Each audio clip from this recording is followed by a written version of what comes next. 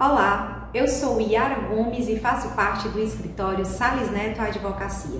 Hoje, 1º de maio, Dia do Trabalho, nós resolvemos trazer algumas dúvidas frequentes de trabalhadores e trabalhadoras sobre o direito do trabalho.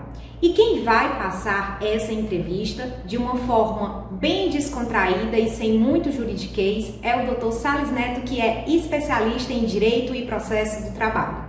Olá, Dr. Sales, tudo bem? E a primeira pergunta que eu trago hoje aqui para você é: como saber se o trabalhador ele tem direito a ter a carteira assinada? Olá, doutor Yara, tudo bem sim? Olá você, seguidor e seguidora que nos acompanha aqui nas redes sociais. Bom, para saber se você tem direito à formalização do seu contrato de trabalho, à assinatura da sua carteira de trabalho, a gente tem que ter em mente se você preenche aí alguns requisitos que estão previstos na Consolidação das Leis do Trabalho, na CLT.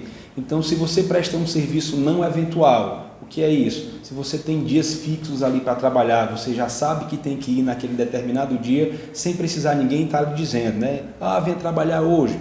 Se você atende a horários dentro da prestação do serviço, né? Se você recebe ordens de superiores hierárquicos do próprio proprietário da empresa, e se você recebe uma contraprestação financeira, né, por esse trabalho que você desempenha, você tem tudo para ter a sua relação reconhecida como uma relação de trabalho, uma relação de emprego, com a assinatura da carteira de trabalho e aí o pagamento das verbas que decorrem do próprio reconhecimento do vínculo de emprego. 13º salário, férias, depósito de FGTS, enfim, todas as verbas trabalhistas que estão previstas na legislação. Então, se você se encaixa nessas condições, você tem direito a ter o seu contrato formalizado e a sua carteira assinada. Entendi. Então vamos agora para a segunda pergunta. Tenho carteira assinada, mas descobri que o meu patrão não está depositando o FGTS, nem recolhendo o meu INSS. E aí, o que deve fazer? Bom, nesse caso, primeiro de tudo, é preciso ter um bom diálogo. Você conversar com seu empregador e indagar a ele quais os motivos que o levaram a não depositar o seu FGTS e a sua contribuição previdenciária. Se for a motivação for por essa crise que nós estamos enfrentando, você pode assimilar e conversar com o seu empregador para que ele tenha um tempo ali para colocar em dia as obrigações trabalhistas, depositar o FGTS, recolher sua previdência. Se essa conversa for infrutífera e seu empregador continuar descumprindo essas obrigações, você tem direito a rescindir indiretamente o contrato de trabalho. O que significa isso na prática?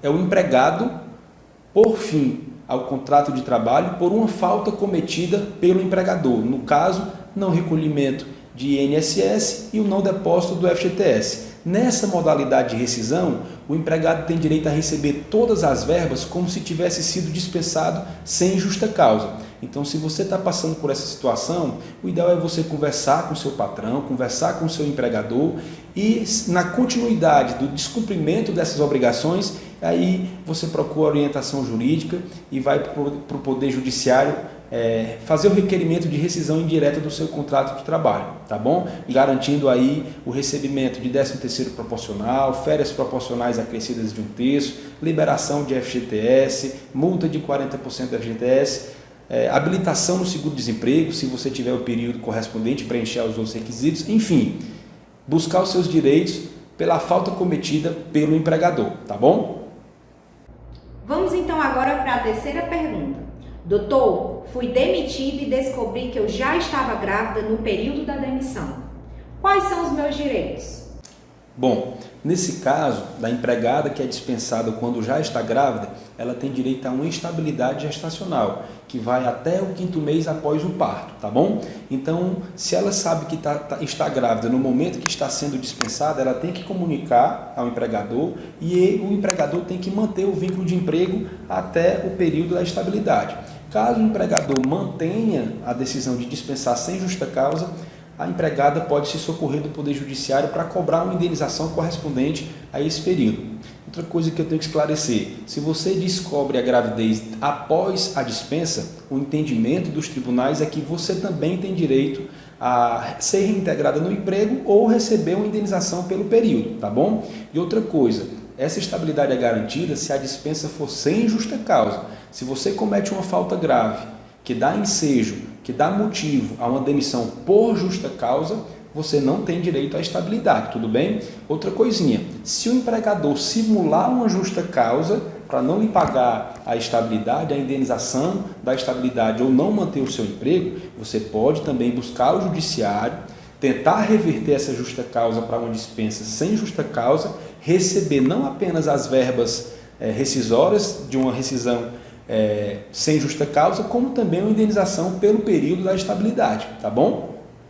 Então, você que está passando por essa situação, procure um especialista e lute pelos seus direitos. Vamos então para a nossa última pergunta.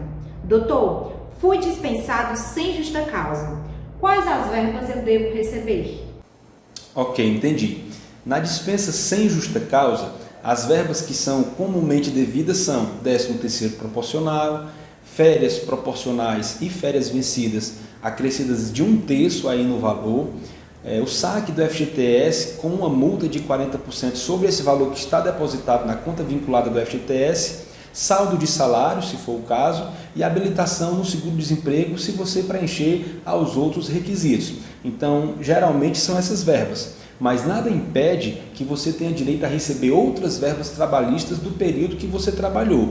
Então, se você for dispensado sem justa causa, recebeu suas verbas rescisórias, dá para você requerer também o pagamento de outras verbas. Então, o ideal é que você procure um advogado ou uma advogada especialista em direito e processo de trabalho para analisar a sua rescisão, analisar o seu contrato de emprego, para saber se você tem direito ao recebimento de outras verbas. É isso aí, gente. Espero que vocês tenham gostado. Não esqueçam de curtir e compartilhar essas dicas com os trabalhadores e trabalhadoras. Até a próxima!